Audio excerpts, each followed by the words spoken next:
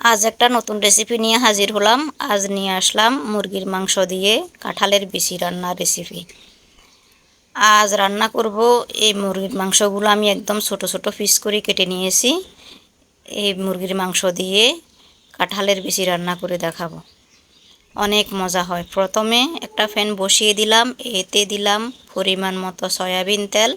তেলটা গরম হওয়ার পর এতে দিব পরিমাণ মতো পেঁয়াজ কুচি। পেঁয়াজ কুচিগুলো একটু ভেজে নিয়ে এতে দিব দুটা তেজপাতা। তেজপাতাগুলোকে আমি ছিঁড়ে নিয়ে দিয়ে দিলাম। তারপর দিব রসুন বাটা, আদা বাটা। রসুন বাটা এবং আদা বাটা দিয়ে একটু ভেজে নিব, যাতে করে আদা রসুনের গন্ধটা না লাগে। ভেজে নিয়ে এতে দিব একটু পানি দিব, এই কারণে যাতে করি মশলাগুলো পুড়ে না যায়।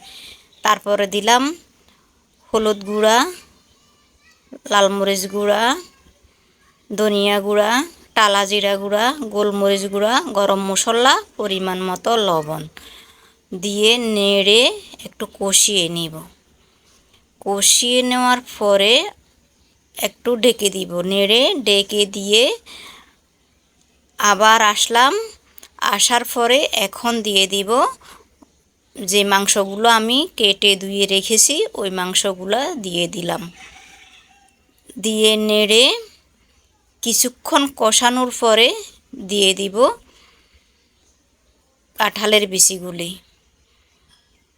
নেড়ে ঢেকে দিব একটু কষানোর জন্য।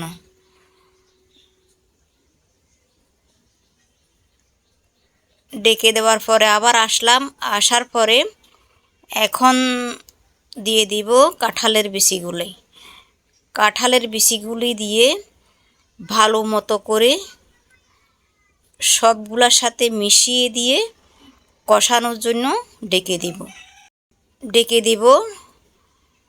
ভালো মতো কষানোর পরে এখানে দিয়ে দিব ঝোলের জন্য ফুটন্ত গরম পানি। একদম মাখা মাখা হয়ে গেছে, ঝোলগুলো একদম শুকিয়ে গেছে। এখন দিয়ে দিব ফুটন্ত গরম পানি পরিমাণ মতো। আমি কাঁঠালের বিচিগুলাকে আগে একটু সিদ্ধ করে রেখেছিলাম, পুরোপুরি সিদ্ধ করি নাই, একটু সিদ্ধ করে তারপরে এখানে দিয়ে দিলাম। আর এখানে একটু ঝোল একটু পরিমাণ মতো বেশি দেব, কারণ কাঁঠালের বিচিগুলা সিদ্ধ হইতে হবে। এই পর্যায়ে এসে আমি একটু গরম মশলা ছিটিয়ে দিয়ে কিছুক্ষণ রাখার পরে যে পরিবেশন করলাম। দেখেন কেমন লাগতেছে আমার মুরগির মাংস দিয়ে কাঁঠালের বিচি রান্না করা, কেমন হয়েছে। ভিডিওটা ভালো লাগলে শেয়ার করে রেখে দেবেন, আপনাদের উপকারে আসবে। আজকের মতো আপনাদের কাছ থেকে বিদায় নিব। আজকের মতো আল্লাহ হাফেজ।